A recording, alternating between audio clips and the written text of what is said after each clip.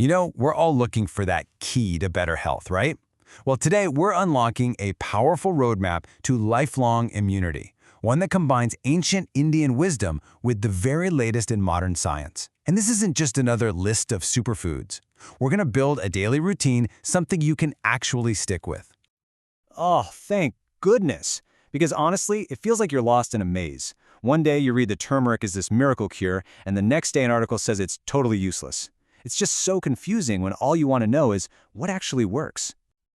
You've just hit the nail on the head. That's the exact problem. And that's why we've done the work to cut through all of that noise.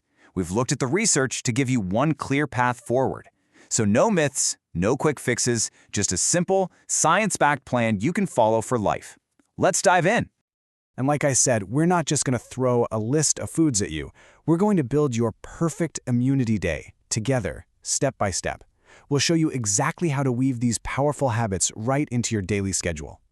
So here's the blueprint for the day. It starts with a 7 a.m. morning shot and goes all the way to a 10 p.m. bedtime ritual.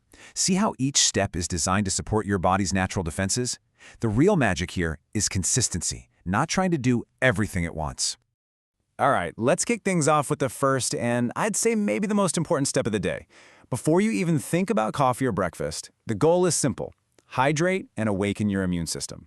This all starts with a glass of warm water and then a really targeted immunity shot. And the star of that morning shot is Amla, the Indian gooseberry. Now, this is what's so fascinating about it. Amla is absolutely packed with vitamin C, but here's the secret sauce.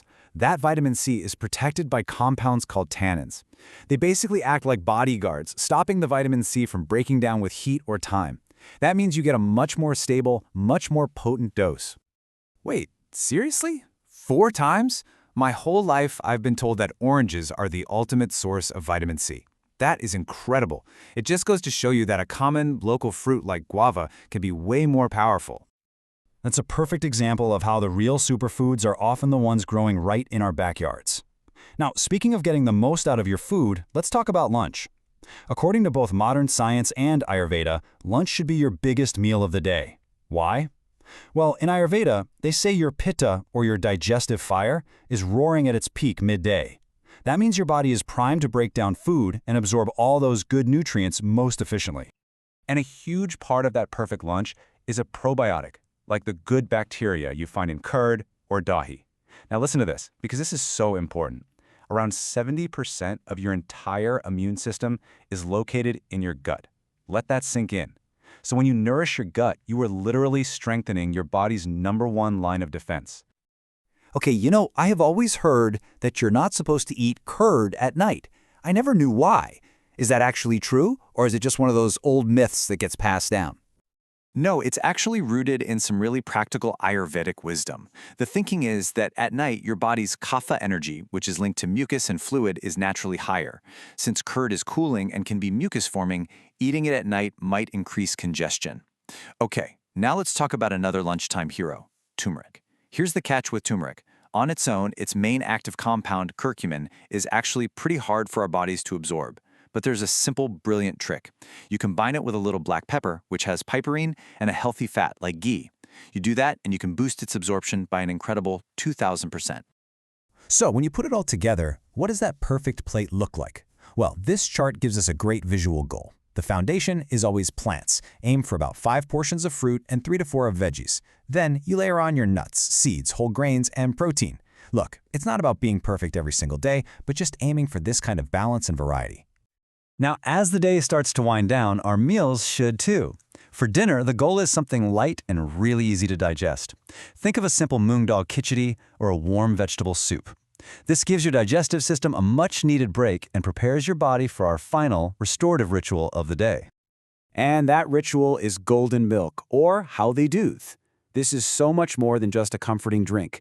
It's a powerful anti-inflammatory cocktail. That same activated curcumin we talked about at lunch gets to work overnight, reducing inflammation and helping your body repair and recharge while you get a restful sleep. But of course, we all know that true, deep immunity isn't built just on your plate.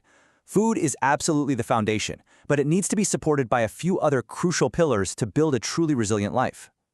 So think of these as your non-negotiables. Sleep, That's when your body literally makes and recharges your immune cells.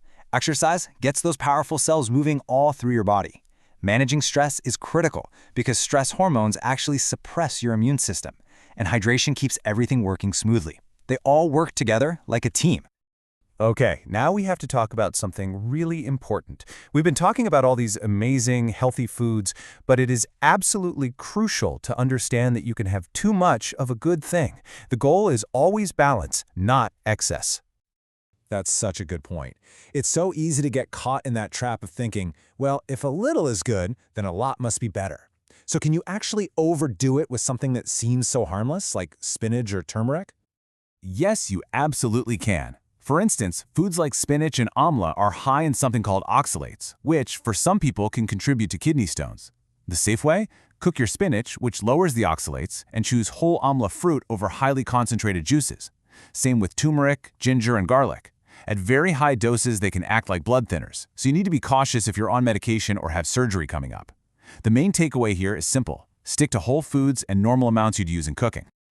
All right, let's bring this all together into a really clear, simple action plan. Remember, this isn't about some radical, stressful overhaul overnight. It's about adding a few powerful habits, one at a time, until they just become second nature. Here they are, your daily non-negotiables. Start your day with that immunity shot. Make sure to have a few soaked almonds and 1 walnut.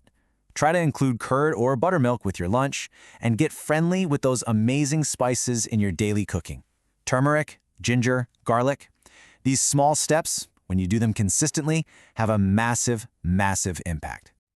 And this right here might be the most important mindset shift of all. We are not talking about a temporary, restrictive diet.